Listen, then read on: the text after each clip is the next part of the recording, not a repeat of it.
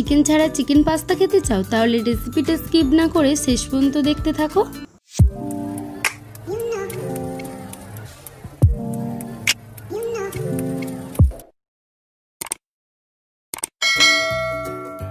প্রথমে আগে থেকে আমি কিছু সবজি কেটে রেখেছি, যেমন আলু কুচি, গাজর কুচি, পেঁয়াজ কুচি, কাঁচা লঙ্কা কুচি, বটবটি কুচি। আসলে এই টাইমে বিম কড়াইটা পাওয়া যায় না, তাই আমি এখানে বটবটি নিয়েছি। তোমরা কিন্তু যে কোনো সবজি অ্যাড করতে পারো। আর কয়েকটা সয়াবিন জলে 20 মিনিট ভিজিয়ে রেখেছি। একটা ডিম সিদ্ধ নিয়েছি, ওটাকে গ্রেট করে নেব। আর 250 গ্রামের মতো পাস্তা রেখেছি।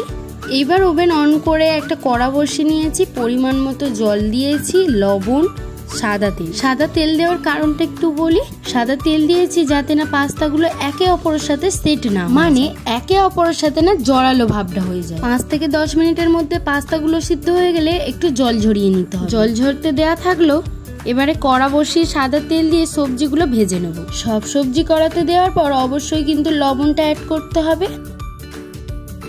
সবজিটা ভাজা হয়ে গেছে, এবারে সোয়াবিনটা ভেজে নিতে হবে। আর সোয়াবিন ভাজার একটা টেকনিক আছে, সেটা একটু বলে দিই। সোয়াবিনটাতে কিন্তু অবশ্যই আদা, রসুন, শুকনো লঙ্কা গুঁড়ো, তোমরা চাইলে কিন্তু চিলি সস অ্যাড করতে পারো। এবারে নুন, হলুদ গুঁড়ো আর টমেটো সস দিয়ে আচ্ছা মতো ভালো করে ভেজে নিতে হবে। ভাজা হয়ে গিয়েছে, এবারে এটাকে তুলে নেব।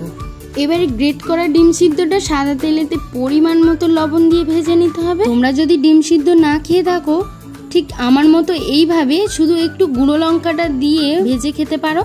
এখানে কয়েকটা কিশমিশ অ্যাড করছি, কারণ এটা দিলে কিন্তু পাস্তার স্বাদকে আরো দ্বিগুণ করে তুলবে। এইবারে ওই একই কড়াতে সাদা তেল দিয়ে পাস্তাগুলো ঢেলে দেব। আর পাস্তাগুলো ভালো মতো ভেজে নিতে হবে।